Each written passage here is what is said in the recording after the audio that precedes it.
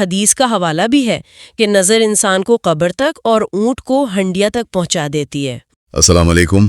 آج ہم ایک یوٹیوب چینل محمد علی اسپیچز سے کچھ مواد لے کر اس پر بات کر رہے ہیں۔ وعلیکم السلام۔ جی، اس میں خاص طور پر نظر بد اور جادو کی علامات، ان کے اثرات اور علاج وغیرہ پر گفتگو ہے۔ بالکل۔ تو آج کا مقصد یہی ہے کہ ان خیالات کو ذرا سمجھیں جی، کہ ان میں کیا کہا جا رہا ہے۔ صحیح، اچھا موضوع ہے یہ، کیونکہ بہت سے لوگ اس میں دلچسپی رکھتے ہیں۔ تو مواد کے مطابق نا، نظر بد اور جادو ان کی کافی علامتیں ایک جیسی بتائی گئی ہیں۔ اچھا، مثلاً جیسے وہ سستی محسوس ہونا، گھبراہٹ، بے چینی، یا جیسے سب کچھ ہو لیکن سکون نہ ہو، برکت نہ لگے، ہاتھ پاؤں ٹھنڈے ہونا بھی لکھا ہے۔ اور وجہ کیا بتائیے ان دونوں کی؟ وجہ تو وہ حسد ہی بتائی گئی ہے دونوں کے پیچھے۔ اچھا، حسد، جی، لیکن ایک فرق رفتار کا بتایا ہے۔ کہا ہے کہ نظر بد جو ہے نا، وہ جادو سے کہیں زیادہ تیز اثر کرتی ہے۔ اوہ، تیز اثر؟ کوئی مثال دی ہے؟ ہاں، وہ ایک صحابی کا واقعہ کہ فوراً بخار ہو گیا، اور حدیث کا حوالہ بھی ہے کہ نظر انسان کو قبر تک اور اونٹ کو ہنڈیا تک پہنچا دیتی ہے، مطلب بہت تیز۔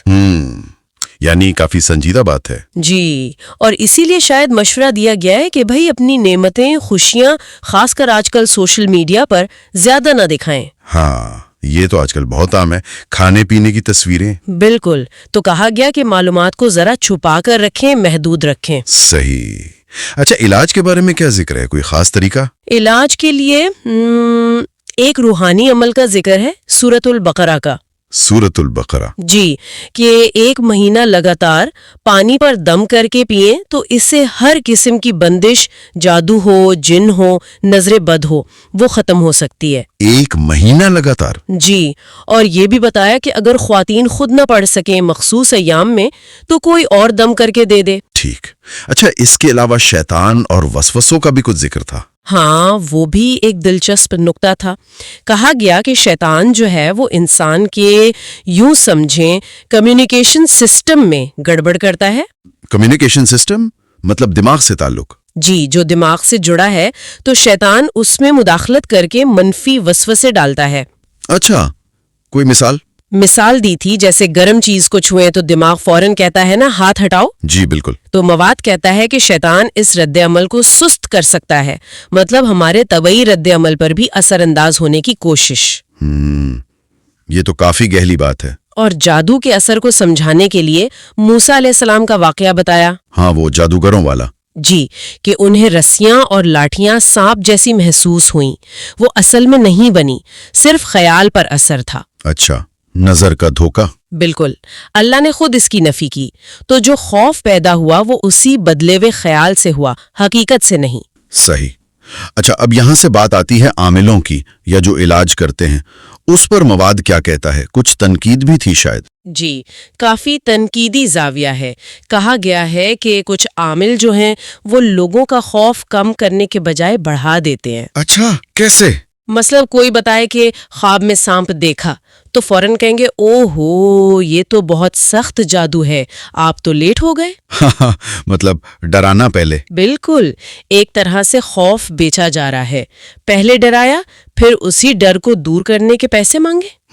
اور یہ بھی کہ اکثر صرف دم درود کر دیا، لیکن جو اصل جڑ ہے، جیسے عقیدے کی کمزوری ہے یا کوئی نفسیاتی مسئلہ ہو سکتا ہے، ہاں، اس پر بات نہیں کرتے؟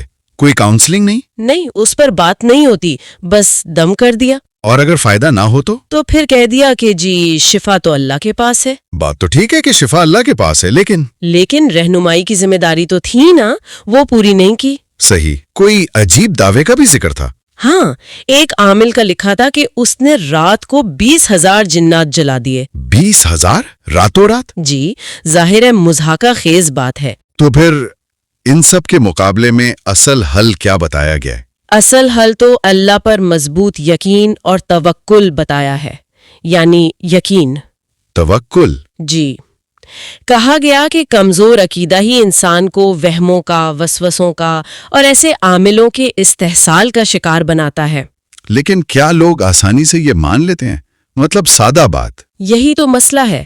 مواد اشارہ کرتا ہے کہ بعض لوگ خود سادہ بات پر مطمئن نہیں ہوتے، انہیں کوئی پیچیدہ، کوئی پراسرار قسم کی وضاحت چاہیے۔ اچھا، یہ بھی ایک نکتہ ہے۔ اور ایک بہت اہم بات جو اکثر نظر انداز ہو جاتی ہے، اس پر بھی زور دیا گیا ہے۔ وہ کیا؟ وہ ہے طبی اور نفسیاتی وجوہات۔ Medical reasons? جی، جیسے پوسٹ نیٹل ڈپریشن ہو سکتا ہے، کسی دوا کا سائیڈ ایفیکٹ ہو سکتا ہے، دماغ میں کیمیکلز کا مسئلہ، سیروٹونن کم ہونا۔ ہاں، یہ چیزیں بھی تو ہوتی ہیں۔ بالکل، لیکن لوگ فوراً ان سب کو وہ جادو یا نظر بد سمجھ لیتے ہیں، طبی پہلو کو دیکھتے ہی نہیں۔ اور اس کی وجہ؟ علم کی کمی۔ یا تو علم کی کمی ہے، یا شاید جاننے کی خواہش ہی نہیں، بس ایک مافوق الفطرت وضاحت مل جائے تو آسان لگتا ہے۔